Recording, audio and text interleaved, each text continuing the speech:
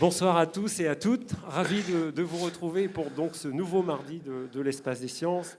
Comme je puis vous le dire, j'excuse Maët, qui est absente pour quelque temps. Et je suis très heureux d'accueillir Marc Reynaud ce soir pour un nouveau mardi de l'Espace des Sciences. Et je tiens à vous le dire, je pense qu'on va passer une belle soirée parce que cette conférence, elle est originale. On va vous présenter un film d'une bonne trentaine de minutes sur Alan Turing. Et puis Marc va nous mettre en route sa machine que vous verrez sur grand écran et vous pourrez découvrir le merveilleux fonctionnement de tout cela. Et je tiens à vous le dire, cette machine, elle est unique au monde, donc ce n'est pas rien.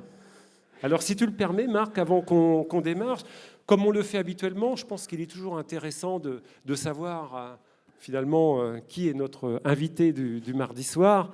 Et donc Marc Reynaud, bon, on n'est pas breton. Non. Non. Alors, personne n'est parfait. Non, pour faire plaisir à tous nos internautes. Voilà. Vous êtes né en région parisienne. Oui, à Boulogne-Billancourt. Je suis parisien. Voilà.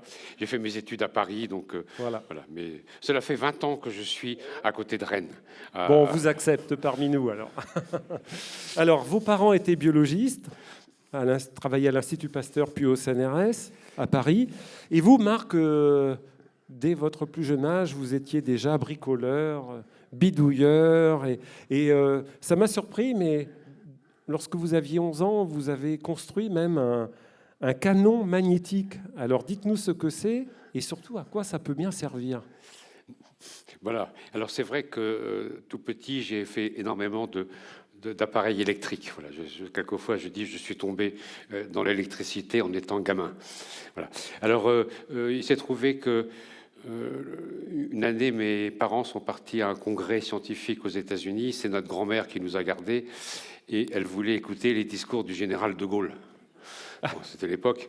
Et donc, mes parents n'avaient pas beaucoup d'argent. À l'Institut Pasteur, il faut dire, le directeur avait été voir le ministre en lui disant « Écoutez, mes cerveaux ont aussi un estomac. » Bon, voilà. Sous-entendu, il faut quand même les nourrir si vous voulez que ça fonctionne. Voilà. Et donc, on n'avait rien, on n'avait pas de... Et donc, j'ai dû construire un poste à Galène pour ma grand-mère pour qu'elle puisse écouter les discours du général de Gaulle. J'étais en classe de 5e quand j'ai fait ça. Donc, c'était vraiment un bidouilleur astucieux dès le plus jeune âge. Voilà. Alors, vous êtes allé ensuite au lycée de Rambouillet. Oui, Yvelines, tout à fait. Nord de l'Eure-et-Loire, dans cette région sud de Paris, sud-ouest. J'ai commencé à Paris, et puis en banlieue parisienne, et ensuite je me suis installé à côté de Melun. Voilà. Et ensuite, il a été enseignant en mathématiques avec un CAPES de maths. Oui, tout à fait. Voilà. Éducation nationale jusque dans les années 1980, où oui. Là, il change de direction. J'ai quitté pour monter une entreprise sur les énergies renouvelables. En fait, les énergies renouvelables, c'est un peu par vague. Parce que quand je suis parti en 81, j'ai découvert du côté de Béziers et Montpellier des travaux faits sur des capteurs solaires par des ingénieurs dans les années 50. Bon, ça avait marché, ça s'était développé, ça s'était arrêté. Donc dans les années 80 aussi, le solaire était bien parti. Mais 6 ans après, ça s'est arrêté, etc. Donc il y a quand même des vagues pour ce genre de choses. Voilà, donc je fais partie de la vague de 81. D'accord. Donc, et puis Marc est venu en Bretagne. Il y a déjà donc une vingtaine d'années, c'est ça ? Tout à fait. Plus proche de Rennes, à Saint-Grégoire, même pour être plus précis. Pour être plus précis, voilà. Et donc, il a imaginé cette machine de Turing, mais on en parlait tout à l'heure à table. Ce qui est original, c'est que c'est une affaire familiale. C'est votre fils, je crois, qui vous a demandé de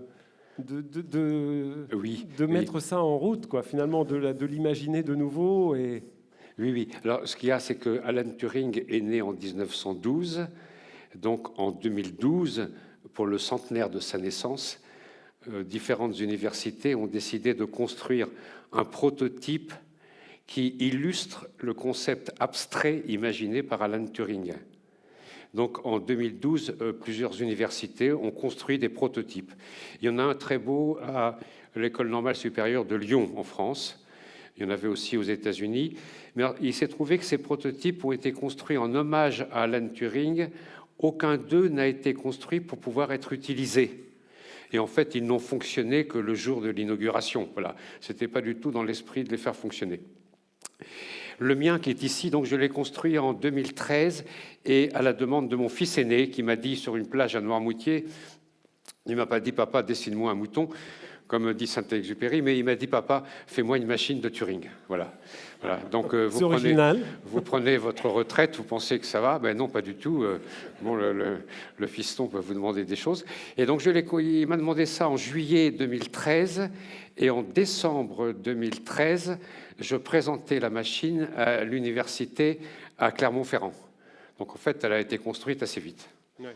Et c'est ce que je vous disais tout à l'heure, vous la présentez partout en France, elle a une renommée internationale, et même vous l'avez présentée à de nombreux grands scientifiques. Certains d'ailleurs sont venus à l'Espace des Sciences et l'ont découverte à l'occasion. Oui, je pense à Cédric Villani, oui. Et d'autres.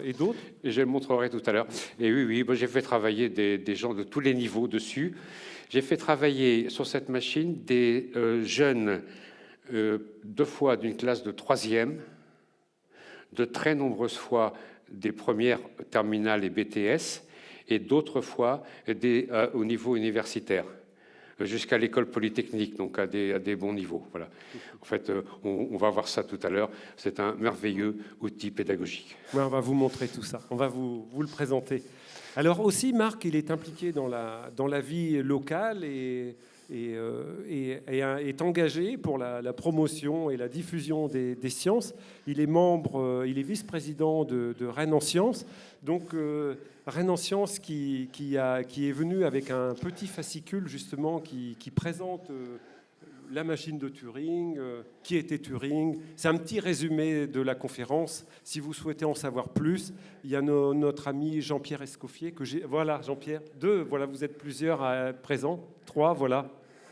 3 €. Voilà. Donc, vous voyez, c'est modeste, c'est pour la bonne cause et c'est pour tout comprendre sur Turing. Et ce sont donc nos amis de Rennes en Sciences qui portent le dynamisme du soutien à la promotion des collections scientifiques à Rennes qui sont très actifs et donc qui présenteront ce petit ouvrage. C'est au niveau intermédiaire où vous étiez tout à l'heure. Voilà.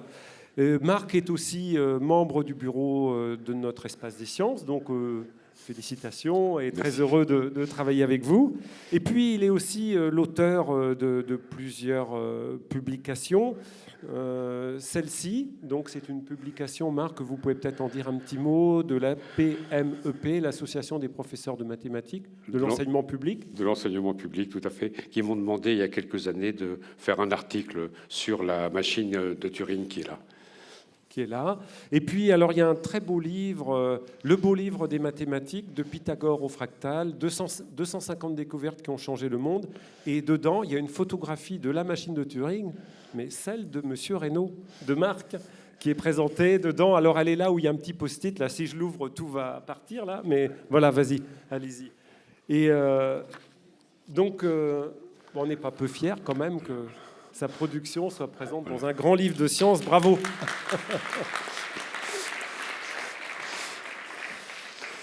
Alors, on va démarrer la soirée par ce que j'ai pu vous annoncer en introduction. Donc, on va vous présenter un film de 32 minutes, je crois, qui a été réalisé à l'occasion donc, du 100e anniversaire de la naissance de Turing, 2012. Il a été diffusé à partir de cette année-là. Il a été tourné et réalisé par Catherine Bernstein. Oui. Voilà. Il a été produit par le CNRS Images Média, qu'on remercie bien, et l'INRIA, qui nous a permis de le présenter ce soir. Et donc, il présente son œuvre, sa vie et puis son influence, Alan Turing. Et je crois que vous avez un petit mot à nous dire avant qu'on démarre peut-être la projection. Oui, peut-être. Pour faire une différence entre deux choses, Alan Turing, en 1936, a publié un article fondateur de l'informatique. Et puis, en 1939-40, il a travaillé à Bletchley Park pour déchiffrer les messages allemands qui étaient codés avec la machine Enigma. Et donc souvent, il y a une confusion entre la machine qui a aidé à décoder les messages faits par Enigma, qu'on a appelé la bombe, il y a une confusion entre la bombe et le concept abstrait que Alan Turing a imaginé en 1936.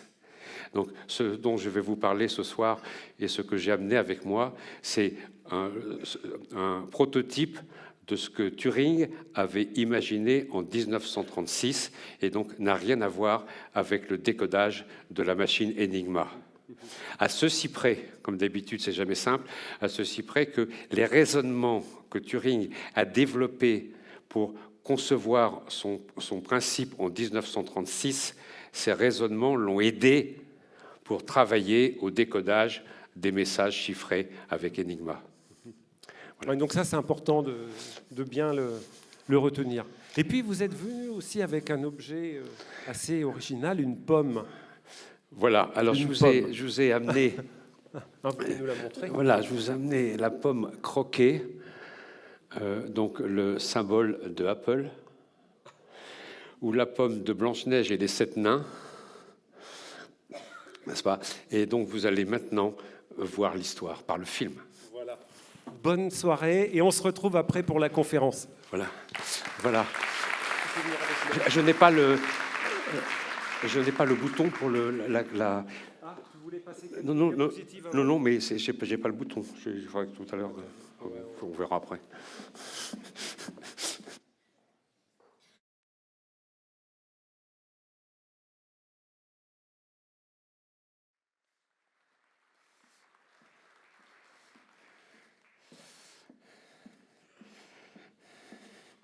Bon, alors je vais prendre...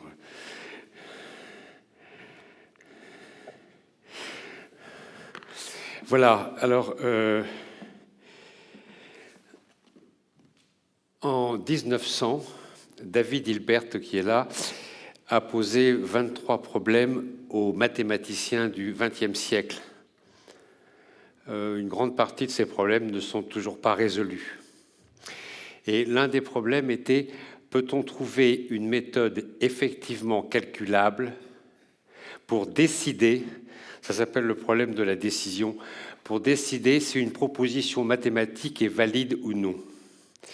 Et vous retrouvez cela dans l'idée de Turing quand il vous parle de nombres calculables. La publication de Turing s'intitulait « Sur les nombres calculables avec une application au problème de la décision ». En gros, on pourrait dire qu'on se posait des questions sur les raisonnements mathématiques, sachant que déjà on trouvait des résultats mathématiques qui semblaient vrais et dont il paraissait qu'il ne serait jamais possible de les démontrer. Donc, il se posait des questions théoriques très complexes. Et les travaux de Turing s'intègrent dans cette problématique. Alors, je me suis permis juste une seule équation. Voilà, il n'y en aura pas d'autres. Ça vous rappellera peut-être des petits souvenirs de seconde et première. C'est pour simplement préciser le mot méthode effectivement calculable.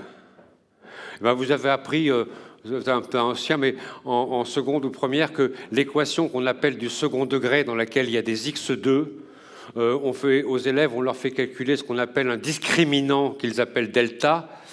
Et si cette quantité est positive, ils peuvent affirmer que l'équation a des solutions avant de calculer ces solutions. Donc on leur donne une méthode effectivement calculable pour décider qu'une équation a des solutions ou pas. Voilà, je n'insisterai pas plus. Voilà, alors, deux mathématiciens et philosophes, Bertrand Russell et Émile Borel. Alors j'ai deux raisons de vous parler d'eux.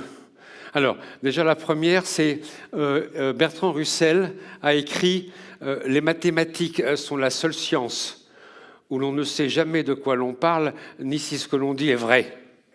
Je vous assure que quand j'arrive dans une classe de terminale dans un lycée et que je dis ça, on a du succès. Voilà. Et Émile Borel a dit le contraire exactement. Il a dit « Les mathématiques sont la seule science où l'on sait toujours de quoi l'on parle, évidemment, et si ce que l'on dit est vrai ». Et ça, c'était mon sujet de bac en philosophie, c'était discuter entre ces deux opinions. Voilà. Et Bertrand Russell a fait des travaux très théoriques en mathématiques. Il est connu aussi par ce qu'on appelle le paradoxe du barbier. Je crois que je vais vous empêcher de dormir ce soir. Voilà. Dans une ville, un barbier rase tous ceux qui ne se rasent pas eux-mêmes. Bon, ça va jusque-là. Mais après, qu'est-ce qu'il fait pour lui? Parce que s'il ne se rase pas, comme il doit raser ceux qui ne se rasent pas, il doit se raser. Mais s'il se rase comme il ne rase que ceux qui ne se rasent pas, il ne peut pas se raser. Voilà. Vous verrez, vous ne pouvez pas dormir, ça n'y a pas de solution. C'est un paradoxe. Voilà. Alors voilà, on a parlé dans le film d'Alonzo Church, donc à Princeton, c'était le maître de thèse d'Alan Turing qui a fait les mêmes travaux que Turing. Et la thèse de Turing s'appelle très souvent la thèse de Church-Turing. Voilà. Alors, quand j'arrive dans une classe et que j'ai dit aux élèves de première ou terminale, à votre âge, on faisait tous les calculs à la main, ils ne peuvent pas me croire, c'est pas possible, quoi. Je veux dire, maintenant, on ne peut pas faire les calculs à la main. Multiplication, alors division, puis alors extraire une racine carrée, on ne peut pas. Donc je leur dis, voilà, depuis l'Antiquité, on a cherché des solutions pour faire des machines, pour faire les calculs, parce que le cerveau humain n'est pas forcément très bon dans ce domaine. Alors, quelque chose de très ancien et d'assez curieux, ce qu'on appelle la machine d'Anticythère. Ça a été retrouvé au fond de la Méditerranée, près de l'île d'Anticythère. Il semblerait que le commandant Cousteau en ait ramené des morceaux aussi. C'est ce qui est à gauche, un truc compact en bronze. Ça a été étudié au rayon X et on a trouvé des engrenages qui font penser que c'est un calculateur astronomique. Et pour ça, on a trouvé des rapports d'engrenages qui correspondent aux périodes des planètes connues à l'époque. Vénus, Mars, Jupiter, Saturne principalement. Voilà. Et ce qui est très curieux, c'est qu'il n'y a aucun écrit de l'époque qui en parle. Donc on pense à un groupe isolé qui a mis ça au point, parce qu'il n'y a pas d'écrit. Bien, alors, pour les calculs, on revient au calcul, le boulier, bon, ça a été employé partout. On dit boulier chinois, ça a été employé partout. En France, on l'utilisait au XVIIe siècle pour apprendre à compter aux enfants. La machine de Pascal, améliorée par Leibniz. Et là, je vais m'arrêter une seconde. Parce que vous avez... oui, vous avez ici 1, 2, 3, 4, 5, 6, 7, 8, 9, 10, 11, 12. C'est votre système de numération qu'on appelle le système décimal qui utilise 10 chiffres 0, 1, 2, 3 jusqu'à 9. Et en dessous, vous avez... Non, pardon. En dessous, 1, 1, 0, 1, 1, 1, 0, 0, 1, 0, 1, 1, 1, 0, 1, 1, 1, 1 et 3, 0, etc. Ce qu'on appelle le système binaire. Le système binaire, c'est le système de communication pour toute l'informatique, pour tous vos ordinateurs, pour tous vos téléphones portables, pour tous les systèmes de communication, tablettes, tout ce que vous voulez. Quand on a parlé de la télévision numérique terrestre, elle ne marche qu'en système binaire. C'est-à-dire que son seul vocabulaire, c'est des 0 et des 1. Alors c'est assez surprenant qu'on puisse tout faire avec ça. Si vous prenez une photographie, elle va être constituée, par exemple, de plusieurs millions de 0 et de 1. Mais l'ordinateur, tous les ordinateurs ne fonctionnent qu'avec des 0 et des 1. Alors, j'ai prévu de vous montrer quelque chose. Voilà. Alors, par exemple, pour l'ordinateur, la lettre A majuscule, c'est 1, 0, 0, 0, 0, 0, 1. Donc, si elle doit écrire le A à l'écran, c'est parce qu'elle a ce chiffre en mémoire. Si elle doit écrire le chiffre 9, ce sera 1, 1, 1, 0, 0, 1. Juste pour vous faire passer d'un système à l'autre. À gauche, les symboles que nous utilisons usuellement pour écrire ou pour compter, et à droite, les symboles qui sont utilisés par vos ordinateurs. Que des 0 et des 1. Un programme compliqué de traitement de texte ou de traitement d'image peut être 100 millions, 1 milliard de 0 et de 1. Mais ce ne sont que des 0 et des 1. Alors, la première machine très compliquée, mais purement mécanique, avec des milliers d'engrenages. Ça, c'est une reconstitution qui a été faite en l'honneur de Babbage à Londres. Eh bien, il y a une personne qui a été la première au monde à chercher à donner des instructions à une machine pour qu'elle fasse une tâche, qui a cherché à programmer une machine. Eh bien, la première personne au monde qui a commencé à travailler sur la programmation d'une machine, c'est celle-ci. C'est une femme. C'est Ada Lovelace. Elle a travaillé énormément. C'est la fille de Lord Byron. Et sa mère était aussi une mathématicienne. Et elle a travaillé avec Babbage énormément sur cette machine mécanique pour imaginer des façons de lui donner des instructions et donc de lui faire des tâches.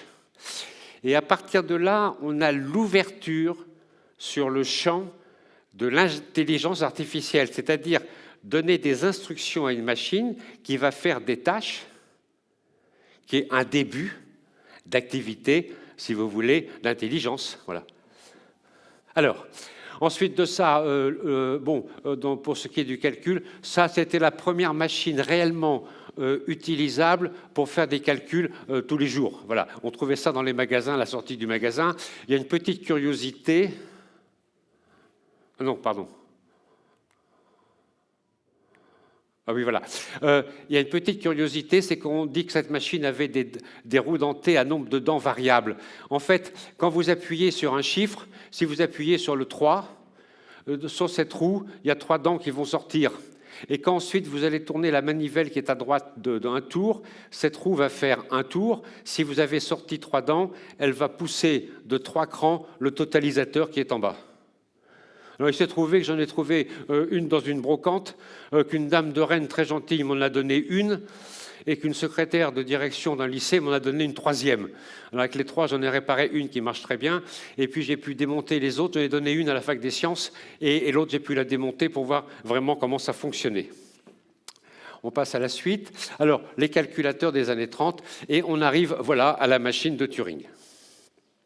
Alors, je vous ai écrit la machine théorique de Turing, un peu comme dans le film que vous venez de voir. On vous dit que c'était un objet abstrait qui n'a jamais été construit, parce que cette machine utilise un ruban infini. Donc, à partir du moment où il y a un ruban infini, on ne peut pas le construire. Donc, ce qui a été construit en 2012, comme la machine que j'ai amenée ici, ce sont des prototypes pour illustrer le principe abstrait imaginé par Alan Turing. Voilà. Alors, Turing imagine un ruban infini. Dans ce ruban, des cases et des symboles.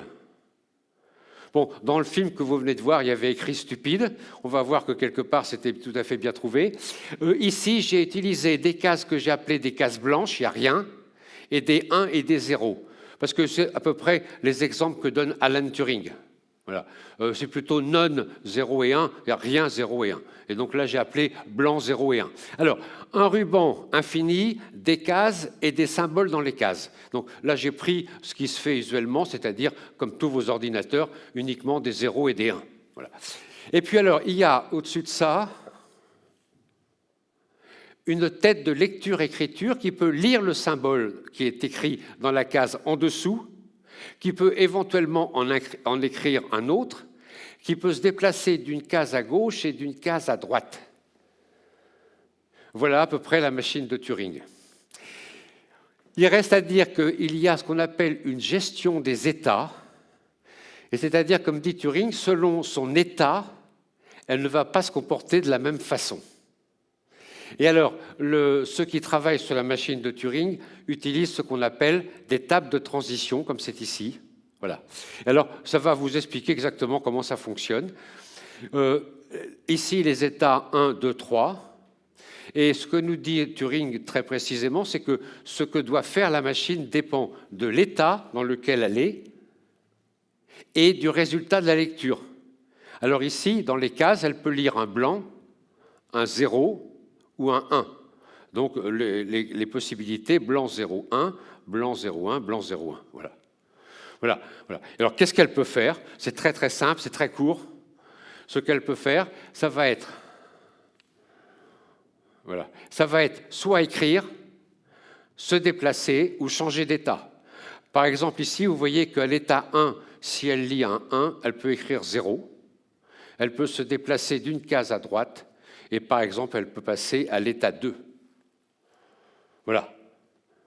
Voilà. Quand mon fils aîné m'a demandé de lui construire une machine de Turing, j'étais un peu inquiet sur ce qu'on pourrait faire avec quelque chose d'aussi élémentaire. Eh bien, c'est absolument extraordinaire. J'ai ici des centaines de programmes qui tournent sur cette machine totalement élémentaire. Donc, c'est-à-dire le principe abstrait de Turing est vraiment très, très fort. Voilà. Alors, ensuite de ça, cette table qui regroupe les actions que peut faire la machine en fonction des états et du résultat de la lecture s'appelle une table des transitions. Et finalement, pour nos informaticiens qui travaillent sur un plan théorique, ceci, une table de transition, c'est finalement une machine de Turing. Et alors, on arrive à l'idée suivante, c'est que tout algorithme qu'on va utiliser pour une analyse quelconque va pouvoir se traduire par une table. Donc, à chaque fois qu'on aura un algorithme qui résout un problème, on aura une table qui résout le problème, on aura donc une machine de Turing qui résout le problème. Et on arrive à un théorème qu'on trouve dans les revues, quel que soit le problème P, s'il existe un algorithme A qui résout le problème P, alors il existe une machine de Turing M qui résout le problème P. Bon, ça c'est un peu pour s'amuser sur la logique. Voilà. Alors, la petite table de transition ici, on va la voir tout à l'heure, c'est une machine de Turing qui multiplie par 2. Voilà. On la fera marcher tout à l'heure, vous la verrez marcher. Alors, construction du prototype. Les prototypes qui ont été construits n'ont pas été construits en général avec les technologies qui existaient dans les années 30. Et c'est dommage parce que en utilisant les technologies des années 30, on est exactement dans l'esprit d'Alan Turing. D'autant plus que Turing a réussi à construire un petit multiplicateur électromécanique qui est donc tout à fait dans les théories, dans les méthodes, si vous voulez, ici, qui ont permis de construire ce prototype. Alors, technologie des années 30, on avait 2 choses. On avait les relais, ici. Voilà. Alors, le principe du relais, c'est que si vous avez une bobine de cuivre, ça c'était connu, et qu'on envoie du courant électrique dans une bobine de cuivre, la bobine se comporte comme un aimant. Donc, si on envoie du courant dans la bobine, la bobine attire la palette qui est en fer. Quand elle attire la palette qui est en fer par des leviers quelconques, ça pousse des contacts, comme ici, voilà. Là, ici, contact ouvert, le courant ne passe pas. Contact fermé, là, les pièces se touchent, le courant passe. Voilà. Alors, ensuite de ça, et ça a commencé dans les années 30, c'était le début, on a trouvé les tubes électroniques. Alors là, le passage du courant, c'est le fait qu'entre une anode et une cathode, on avait une grille qui pouvait repousser les électrons, au contraire accélérer les électrons. Alors, quand on a une machine qui a une pièce matérielle, dès qu'on a une pièce matérielle, on met du temps. Alors, un relais, si vous voulez, il faut à peu près 1/10 de seconde pour que la palette s'appuie. Voilà, que la palette ici descende, à peu près 1/10 de seconde. Mais ce qui veut dire qu'une machine construite avec des relais ne pourra faire que 10 calculs élémentaires par seconde. Ça a été remplacé par des tubes électroniques qui pouvaient faire des coupures de courant plusieurs millions de fois par seconde. Et dans vos ordinateurs actuels, vous avez des processeurs, donc des transistors miniaturisés, des processeurs qui peuvent faire plusieurs milliards de coupures par seconde, donc plusieurs milliards d'opérations élémentaires par seconde. Donc on est passé de quelque chose comme 10 opérations élémentaires par seconde, plusieurs millions, et à plusieurs milliards sur vos ordinateurs. Voilà. Alors pour la machine que j'ai amenée, juste là, vous avez le ruban infini, je l'ai replié sous forme d'un disque. Voilà, je l'ai replié sous forme d'un disque. Il a 100 cases, donc s'il a 100 cases, il est fini, puisque si je donne le nombre, c'est un nombre fini. Mais par contre, il est illimité, parce que je peux me déplacer indéfiniment autour du disque. Voilà. Alors, les symboles, c'est des petits cylindres, on les voit ici, qui peuvent prendre 3 hauteurs. Soit ils sont en bas, on va dire que c'est un blanc, soit ils sont à mi-hauteur, c'est un 0, soit ils sont à pleine hauteur, c'est un 1. Blanc, 0 ou 1. Voilà. Les mécanismes, j'ai utilisé des petits moteurs et avec, je vais vous montrer ici, ce qu'on appelle une came.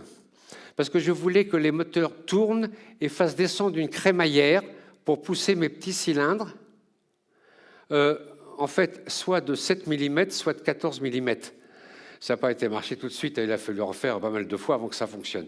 Et alors, j'ai utilisé ce qui se faisait à l'époque pour asservir un moteur, c'est une came. Vous voyez, c'est une pièce qui n'est pas ronde et qui va pousser des contacts ici, là et là. Il y en a 3.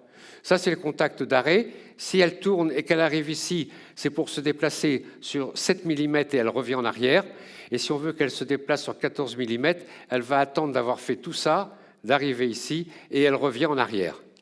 Alors vous allez me dire, le système comme ça de cam pour gérer ça, c'est un système très vieux, hein, périmé, mais pas tant que ça, puisque tous vos moteurs de voiture, pour actionner les soupapes, c'est des cams. Hein, donc c'est encore bien utilisé à l'heure actuelle. Hein, voilà, c'est pas du tout périmé. Voilà. Alors le mécanisme de lecture, je me suis interdit d'avoir des systèmes électroniques, optoélectroniques. Donc là, j'ai une pièce ici qui est en plexiglas découpée en escalier que je pousse par l'intermédiaire d'un ressort. C'est une suspension de voiture Lego. Voilà, voilà, je pousse ça. Et alors, si voilà, la tige ici, donc c'est 1, est complètement levée, la pièce va s'arrêter très tôt. Vous pouvez voir par rapport à la cam ici. Si c'est un 0, elle est moins haute, donc la pièce avance plus. On voit ici. Et s'il n'y a rien, un blanc, la pièce avance beaucoup plus. Voilà. Donc la position de butée de cette pièce indique à la machine le symbole qui est devant. C'est tout simple. Voilà. Alors, sur vos ordinateurs, vous avez ce qu'on appelle un quartz. Le quartz, ici, c'est l'horloge qui est à droite, là. Voilà, l'horloge ici. Vous avez cette pièce qui tourne et qui pousse des contacts. Donc, elle envoie des impulsions au mécanisme de lecture, au mécanisme d'écriture, au mécanisme de déplacement, au mécanisme de choix d'un état, de changement d'état éventuel. Et l'horloge tourne, enfin, envoie 1 ou 2 impulsions par seconde. On va dire que ma machine tourne à 1 ou 2 Hertz. Ben, sur vos ordinateurs, maintenant, les quartz, c'est plusieurs milliards d'impulsions par seconde. Mais c'est exactement le même principe. Voilà. Et là, vous avez une gestion des états. C'est un contacteur rotatif. Et la machine que j'ai construite a les états 1 jusqu'à l'état 12, en spécifiant que l'état 1, c'est l'état initial. Et comme dit Turing, l'état 12, c'est l'état final qui provoque l'arrêt de la machine. Voilà. Alors voilà le circuit électrique général. Je ne vais pas m'étendre. Simplement une petite chose. J'utilise pour la programmer des feuilles avec des trous. Voilà, des feuilles comme ici avec des trous. Et en fait, j'ai des pointes qui appuient sur la feuille. Et là où il y a des trous, les pointes traversent et rencontrent derrière du cuivre qui laisse passer le courant. Voilà. Et donc là, en fonction d'un résultat de la lecture qui est 0, d'un état qui est 2, on se retrouve sur cette ligne. Et la machine, on lui dit d'écrire, écrire, on lui dit d'écrire 1.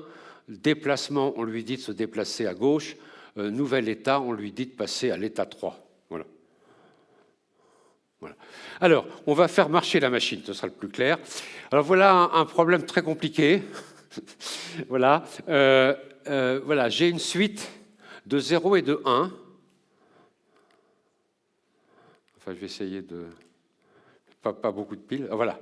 J'ai une suite de 0, 0, 1, 0, 0, 1, 0, 1. Rappelez-vous, hein, les cylindres levés, c'est 1, à mi-hauteur, c'est 0. Et là, il n'y a rien, blanc. Et voilà où est la tête de lecture-écriture. On lui dit, il faut trouver la séquence. Donc, il faut qu'elle aille ici. Et ensuite, remplacer les 0 par des 1. Alors, on va lui dire de se déplacer pour aller jusqu'ici. Et ensuite, on va lui dire, tu remplaces les 0 par des 1. On veut avoir ça à la fin. Alors, voilà la table des transitions pour expliquer ça. On lui dit, si tu lis rien, blanc, hein, c'est blanc quand il n'y a rien. On lui dit, si tu lis blanc, tu vas à droite. Voilà. Donc, elle est là, elle lit blanc, elle va aller à droite. Elle est ici, elle lit blanc, elle va à droite, etc. Et puis, on lui dit, si tu lis 0 ou 1, parce qu'on ne sait pas par quoi commence la séquence, si tu lis 0 ou 1, tu passes à l'état 2. En fait, tu as fini le premier travail, c'est que tu as trouvé la séquence. Alors, à l'état 2, on est sûr qu'elle est au moins ici. On lui dit, si tu lis 0, ça c'est 0, on lui dit, tu écris 1, tu vas à droite. Donc 0, voilà, elle écrit 1, et puis elle va à droite. 0, elle écrit 1, elle va à droite. 1, on lui dit, tu vas à droite, simplement. Et quand tu arriveras ici, donc tu vas relire un blanc, tu passes à l'état 12, à l'état final, et tu t'arrêtes. Voilà. Alors, voilà la feuille qui va permettre de la programmer. C'est exactement la traduction de ce qui est ici. Si je lis blanc, il y a un trou dans « aller à droite ». Pour blanc, je vais à droite, etc. Si je lis 0 ou 1, il y a 2 trous pour nouvel état, état 2. Voilà. Alors, voilà la feuille de programmation. Je vais enlever ça pour l'instant. Là, je vais la mettre dans la machine et on va faire tourner la machine.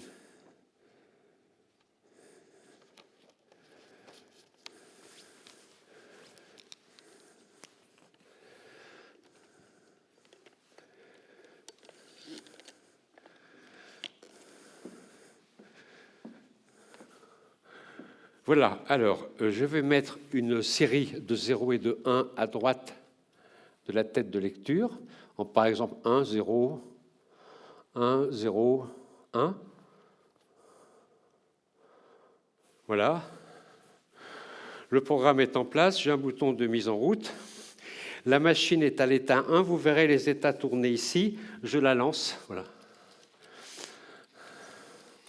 Voilà, alors elle a lu 0. Elle a lu blanc, pardon, elle est sur des cases blanches. Elle a lu blanc, elle va à droite, c'est ce qui se passe ici. Elle est toujours à l'état 1. Là, voilà, elle a lu un 1, elle passe à l'état 2. 1, je ne fais rien. Je lis 0, j'écris 1, je vais à droite. Voilà, donc là, devant vous, vous avez des Legos quand même qui obéissent à des instructions. Hein. Voilà. Voilà, je lis 1, je vais à droite. Et je lis un blanc, donc elle va passer à l'état 12. Voilà, elle est passée à l'état 12, elle s'arrête, elle a terminé, elle a fait son travail. Voilà, voilà un premier exemple de programme.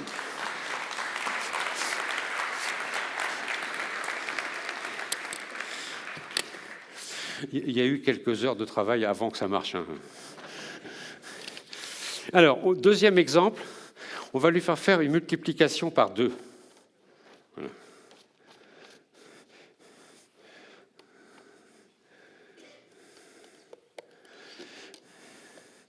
Alors, avec une remarque tout de suite, j'ai mis un programme qui était donc trouver une séquence, remplacer les 0 par des 1. Donc, en fait, ceci est une machine de Turing qui faisait ça. Voilà, j'enlève la machine de Turing. J'ai mis une deuxième machine de Turing qui est multipliée par 2. On va la faire fonctionner. Alors, voilà. Alors ici, j'ai fait un dessin pour expliquer un petit peu. Vous avez la table des transitions ici. Il y a trois états. Alors voilà, je vais mettre 3, 1, comme ça. Voilà. Et je veux à la fin en avoir 6, si je veux multiplier par 2. On est d'accord, hein, bon. Alors, quand je vais dans un établissement, devant des élèves, je leur explique, je leur dis, et on va revenir sur le film de tout à l'heure, la machine est totalement stupide. Il faut tout lui expliquer. Voilà. Elle n'a pas de mémoire, elle ne sait absolument rien faire. Alors c'est ça qui est intéressant, c'est qu'elle est complètement ouverte, par contre, à toutes sortes d'explications. Alors, première idée, on dit si tu lis 1, tu vas à droite et tu écris 1. Mais ça ne marchera pas. Parce que quand elle va revenir, elle aura oublié qu'elle a déjà traité le 1. Donc elle va me recouvrir le disque avec des 1. C'est pas bon. Alors en fait, il y a plusieurs méthodes. Ici, j'ai pris, si tu lis 1, tu le remplaces par un 0, hein, c'est mi-hauteur, hein. Tu vas à droite jusqu'à... Oui, on peut la tutoyer, la machine, elle ne s'est jamais vexée. Hein. Donc tu vas à droite, et quand tu trouves une case blanche, tu écris 0. Et tu recommences. Alors tu reviens en arrière, tu trouves 1, tu remplaces par un 0, tu vas à droite pour chercher une case libre, une case blanche, et tu écris 0. En fait, elle va remplacer chaque 1 par 2 0, donc elle va faire une multiplication par 2. Ça, voilà. On va tout de suite vérifier. Voilà. Alors, je vais mettre...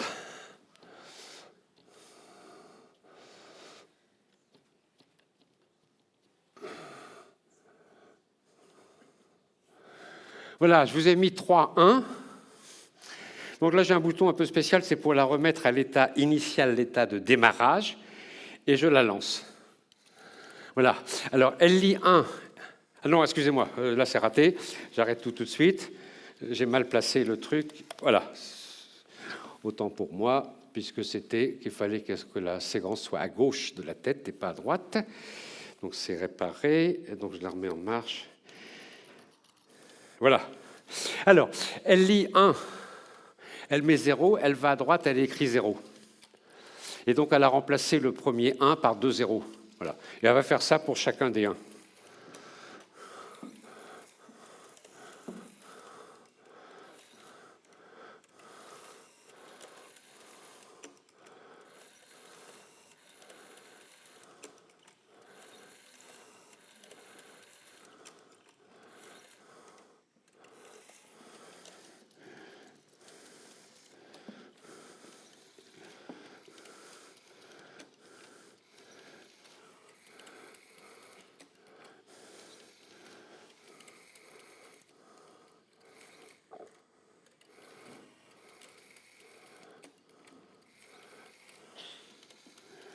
Voilà, en fait, là, c'est l'état 2, c'est aller à droite jusqu'à trouver une case blanche et écrire 0. Voilà. Donc, elle remonte tout le nombre. Comme la machine ne peut se déplacer que d'une case à la fois, voilà. Voilà. Elle repasse à l'état 1, qui est le contraire, aller à gauche jusqu'à trouver un 1. Il n'y en a plus. Alors, je lui ai dit à la machine, si tu tombes sur un 0, sur une case blanche, c'est que tu as presque fini, tu vas passer à l'état 3. Vous allez voir. Donc ici, elle va passer à l'état 3 quand elle sera au bout. Voilà.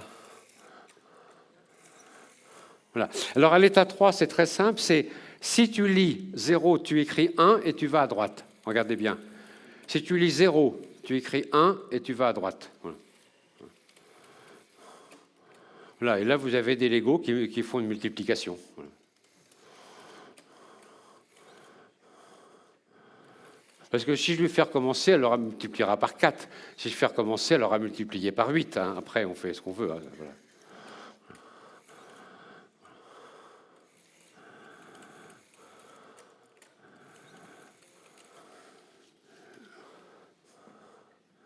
Voilà, elle a terminé, et 2 fois 3, je fais à peu près 6, c'est ça. Hein. Bon.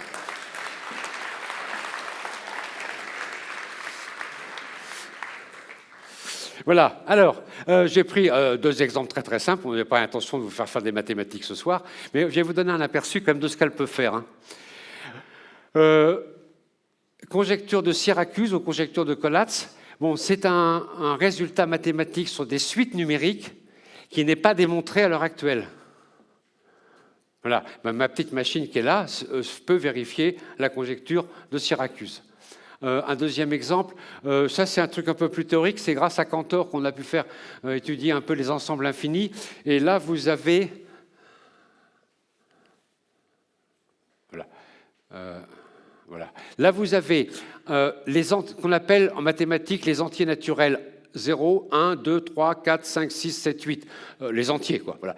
Et là, vous avez un chemin pour parcourir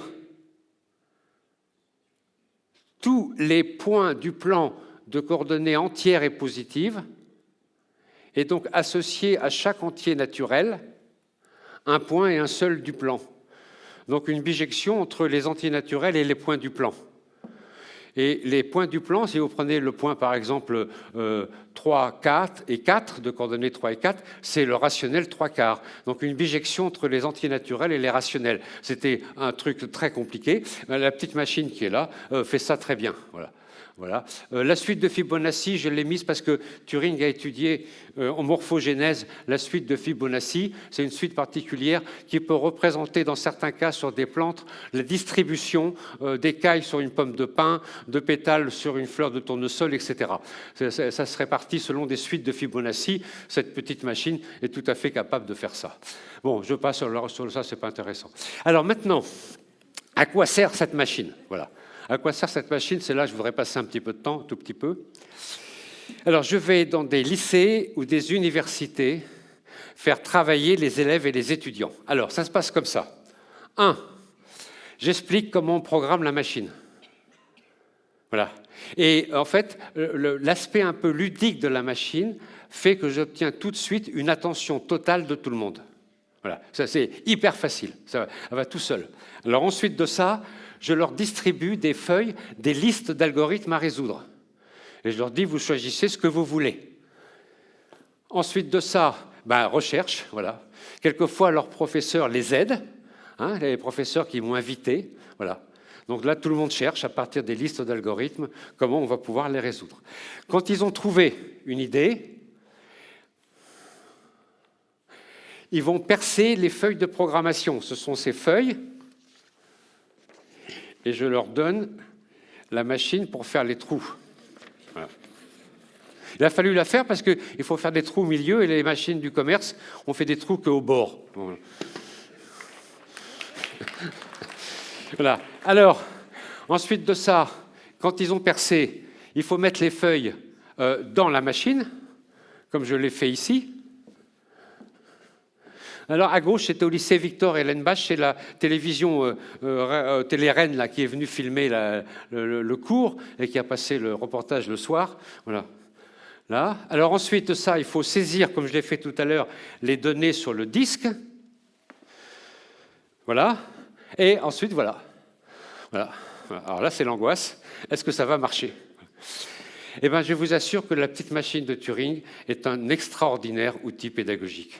J'obtiens la volonté de réussir de tous sans aucune difficulté. Voilà, c'est un outil pédagogique absolument extraordinaire.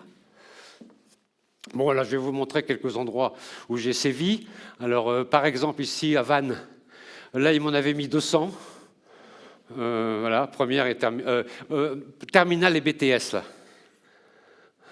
Je suis allé à Londres, emmener la machine à Londres, au lycée Churchill à Londres. Alors voilà, Ellenbach avec la télévision, là, voilà. L'école supérieure d'ingénieurs de Rennes. L'école normale supérieure de Rennes. Voilà, le collège, Imperial College à Londres. Là, j'ai eu de la chance, là, j'ai été invité par l'ambassade de France. J'ai été invité à déjeuner à l'ambassade de France.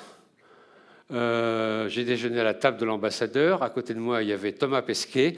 Alors, je vais vous rassurer, je lui ai posé la question. Je lui ai dit, est-ce que la Terre est ronde ? Il m'a dit oui. Hein, alors voilà. Hein. Non, parce qu'il y en a qui ont l'air de dire qu'elle est plate. Bon, je lui ai demandé. Hein, voilà, il m'a dit, elle est ronde. Bon, voilà. Alors, je suis allé à l'école polytechnique. Il faut les faire travailler aussi, hein, il faut les faire réfléchir. Hein. Et là, ils sont assez inquiets devant le programme qu'ils ont mis. Il n'était pas facile, hein, c'était un bon programme. Voilà. Alors ça, c'est mon élève le plus brillant. Hein. Voilà. Vous pouvez remarquer quand même le niveau de concentration dans son regard. Hein. C'est vraiment très, très impressionnant. Et c'est remarquable. Voilà ce que je pouvais vous dire comme hommage à Alan Mathison Turing. Voilà.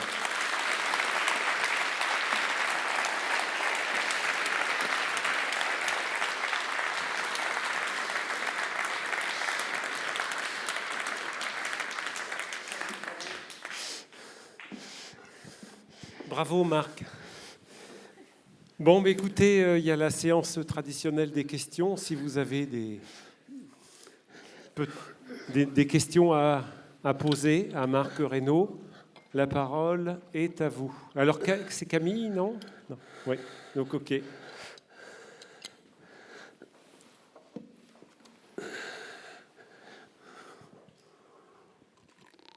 Allez-y. C'est à... Non ?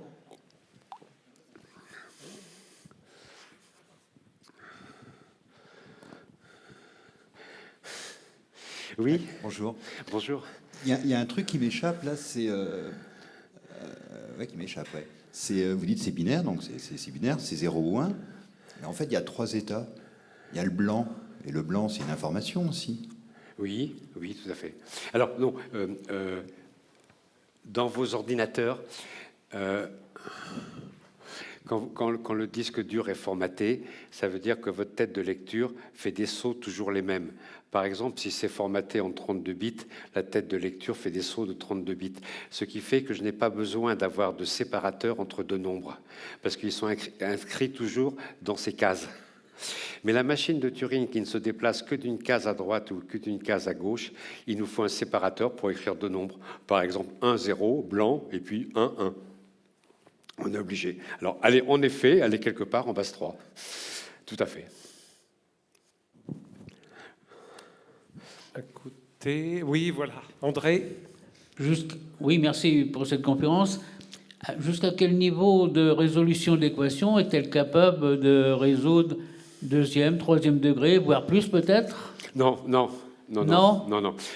Parce que, en fait, ce n'est pas un calculateur, et ça Turing insiste bien, c'est un appareil pour tester des raisonnements, tester des algorithmes. Voilà. Alors, on peut lui faire quelques calculs, je vous ai fait une multiplication par 2, mais c'est vraiment pas son point fort. Voilà, tout à fait. Donc, on ne va pas lui faire résoudre. Mais par exemple, il y a si on prend le PGCD, c'est le plus grand nombre qui en divise deux autres, le plus grand commun diviseur, ça s'appelait. Bon. Si on prend le PGCD en classe de 5e, 4e, on va dire, on décompose chaque nombre en facteurs premiers et on regarde les facteurs communs ou de nombres. Oui, mais la machine de Turing, elle va utiliser un raisonnement. Elle va prendre l'axiome d'Euclide. Voilà. Et là, on a une méthode, l'algorithme d'Euclide, l'algorithme d'Euclide, on a une méthode qui va permettre de trouver le PGCD sans faire aucun calcul. Et là, elle peut le faire. Voilà. Alors, je me suis même amusé sur cette petite machine, je lui ai fait calculer le PGCD de 30 et 40, elle a mis 4h30. Ah oui, mais la réponse était juste. Alors, voilà. Alors, ça amuse beaucoup. Non, mais c'est très amusant de l'avoir travaillé pendant 4 heures avec des 0 et des 1. On se demande ce qu'elle fait. Et au bout de 4 heures, elle nous donne le résultat quand même. Ça, c'est pas mal, hein. Voilà. Et alors, il y a une chose dans la lenteur ou la rapidité, il faut préciser. Je vous ai dit, là, j'ai une horloge qui envoie des impulsions. Donc, avec le nombre de tours de l'horloge, je sais combien elle a envoyé d'impulsions. Et si je compare cette machine à un ordinateur, elle est plus rapide parce qu'elle envoie moins d'impulsions pour le même pour le même résultat. Voilà. Mais comme elle en envoie une par seconde et non pas 10 milliards par seconde, dans le temps, elle est plus longue. Mais au nombre d'impulsions, elle n'est pas plus longue. Vous voyez? Donc, ça. Voilà. Oui? Voilà, monsieur. Oui, merci, bravo. 2 questions. Le disque que vous avez présenté vous permet de simuler, ou du moins d'étudier un grand nombre d'équations, d'équations pour faire simple. Ou alors ce modèle que vous avez fait, est-ce qu'à départ, il y a un disque plus grand pour faire simple, un ruban plus grand? Oui, alors voilà, c'est un peu un choix. Bon, aussi qu'elle soit là, elle est facilement transportable. J'ai 2 petites caisses, une caisse ronde et puis une caisse parallélépipède pour transporter ça. Donc voilà, j'ai 100 cases pour la plupart des exercices que je fais faire. J'en ai bien assez. D'ailleurs, j'en ai fait une deuxième. Je vais vous dire pourquoi. C'est parce que c'est un prototype. Un prototype, ça fonctionne qu'un certain temps. Quelquefois, je dis, vous n'avez jamais pris un avion avec un prototype de réacteur. Hein. Bon, voilà. Bon, alors moi, je fais mes conférences avec un prototype. Je prends des risques élevés, que ça tombe en panne. Voilà. Je l'ai bichonné avant de venir, là, pour être sûr qu'elle allait bien marcher.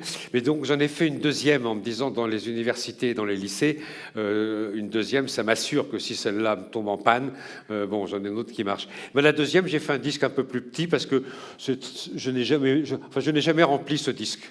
Voilà. Donc, ce n'était pas nécessaire qu'il soit aussi grand. Avec une remarque, il y a 100 cases. Donc, je peux écrire 2 puissance 100. 2 puissance 100, ça fait à peu près 10 puissance 30. Ça fait à peu près autant que d'étoiles dans l'univers. Donc, mon disque n'est peut-être pas si petit que ça. Et justement, ma deuxième question, et je pense que beaucoup ont essayé de faire. Peut-on émuler ceci en programme C, par exemple, sur un ordinateur? Oui. J'ai bien dit émuler, c'est-à-dire faire strictement la même chose. Oui, et j'ai déjà 2 professeurs de lycée où je suis allé qui ont commencé à me faire des émulations de la machine en C, par exemple, en C++ ou en langage Python. Voilà. Et je vais mettre oui, donc la machine, j'ai fait un site internet où il y a tous les plans de la machine, où il y a des centaines de programmes qui tournent sur la machine. C'est pas compliqué, c'est machine de Turing tout collé. vous mettez .org, .fr, .com, ce que vous voulez, mais c'est machine de Turing tout collé, donc ça vous le trouvez très facilement. Et là j'ai mis donc tous les plans de la machine, j'ai fait comme on dit open, là tout ouvert, hein, il n'y a aucun secret. Et voilà, j'ai mis les programmes dessus et je vais mettre bientôt 1 ou 2 émulateurs qui m'ont été fournis par des professeurs dans des lycées où je vais d'ailleurs chaque année. Ils me réinvitent chaque année, c'est très très sympathique, c'est très très agréable, et où chaque année je fais travailler leurs élèves sur de la recherche d'algorithmes. Voilà. Il y a un bruit d'applaudissements pour vous. Je sais Oui, pas. oui, c'est Mais nouveau, bon, c'est assez nouveaux bruyant, applaudissements. excusez-nous. Nouveaux applaudissements. Voilà une autre question, peut-être, monsieur devant. Bonsoir, merci pour cette conférence très intéressante. Je me posais, alors effectivement là vous avez 12 états, Oui. vous avez surtout, les exemples que vous avez montrés, les états incrémentent, il va de 1 à 2 à 3, j'imagine que ce n'est pas toujours le cas. Si. Non, on peut Voilà. aller à l'état 9, on revient alors, non, j'en ai beaucoup qui reviennent à l'état 1, Oui. qui correspondent à des fonctions récursives, donc on refait la même chose, D'accord. voilà, une fois. Et alors la question que je me posais, c'est est-ce que la complexité de l'algorithme, ça ne va pas être tenu dans justement cette table de transition, et donc si effectivement ça a l'air d'être un langage simple, mais si on a une table de transition de 1000 états, enfin le nombre d'états fera la complexité, et au bout d'un moment... C'est absolument exact, c'est tout à fait ça, c'est exactement ça. Alors, bon, si vous voulez, voilà, ici, ben, sur une feuille, voilà, j'ai 700 cases à peu près. Je n'aurais mis 7000, la machine aurait eu plus de possibilités, mais enfin, ça aurait été très petit. Bon, enfin, voilà, c'était un choix technologique, là, avec les moyens dont je disposais. Donc, j'ai choisi ça à peu près, voilà. Mais vous voyez, la feuille est pleine, hein, quand même. Hein. Donc, je ne peux pas en rajouter tellement. Voilà. Voilà, monsieur. Oui. Bonsoir, merci pour votre présentation. Merci. J'imagine quand on programme une machine de Turing ou qu'on fait une machine de Turing, il y a probablement plusieurs manières d'arriver à un résultat, particulièrement s'il est complexe. Est-ce qu'on a une manière de savoir si on a pris la voie la plus simple? Parce que c'est un problème assez sensible. Non, c'est un très bon problème. Non, il n'y a pas de solution simple à ce problème. Donc, ce que je peux dire, c'est que devant un algorithme que je veux faire tourner sur la machine, très souvent, je vais tomber, par exemple, sur une nécessité de 25 états. Bon, donc, comme je dispose que de 12 états sur cette machine, ça ne marche pas. Bon, mais on peut aussi se gratter la tête. Et je me rappelle de pas mal de choses où j'étais arrivé à 15 ou 20 états. Et en se grattant bien la tête, je suis arrivé à 3 ou 4 états. J'ai même trouvé un truc à 3 étapes absolument extraordinaire qui me fait faire soit des multiplications par 1, soit des divisions par 1, soit 3 fois x plus 1, soit 3 fois x plus 2, soit x divisé par 3 moins 1, soit x divisé par 3 moins 2, avec 3 états. C'est fou, hein, c'est complètement fou. Mais on ne les trouve pas tout de suite. C'est un très bon exercice cérébral de trouver comment faire un algorithme qui tourne avec les moyens voilà, de la machine. Hein. Mais finalement, alors le programmateur, c'est aussi lui qui conditionne les limites de la machine. Alors, oui. À mesure des possibilités. Tout à fait, tout à fait. Mais alors, ce qu'il y a, c'est que quand on est dans la machine abstraite, le ruban infini ouvre des possibilités infinies. Hein. Attention, là, on sort dans une autre dimension. Voilà. Je dis quelquefois l'infini. Bon, pendant longtemps, d'ailleurs, les mathématiciens ne savaient pas trop comment attaquer l'infini. Alors, imaginez que vous avez le ruban. Imaginez que vous voulez mettre un programme d'intelligence artificielle, le top qui existe, il faut 1000 milliards de cases.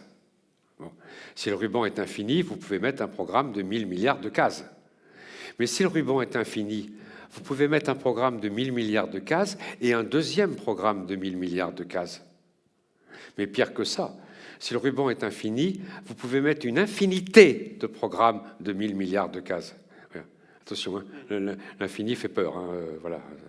C'est l'infini. Voilà. Pendant longtemps, on avait dit il n'y a que Dieu qui peut comprendre. Quoi. Voilà, ça dépasse notre entendement. Voilà. Oui, mais alors, bon, ce que vous évoquez, c'est les limites du ruban que vous disposez, mais il y a aussi la notion de rapidité. Plus le programme va être simple, plus il va être rapide. Alors, elle le dit très bien d'ailleurs, dans un programme informatique, quelquefois l'ordinateur est lent, parce que le programme est compliqué, ou il est lent parce que le programme est mal fait. Voilà, c'est la réponse à votre question. Voilà. Est-ce qu'il y a d'autres questions? On a fait le tour de... Ah, voilà, tout en haut.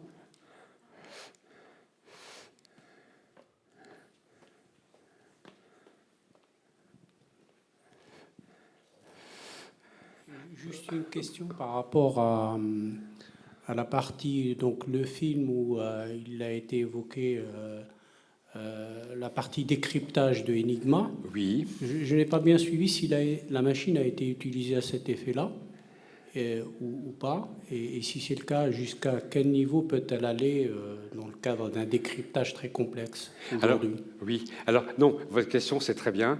Il y a toujours la confusion avec ça.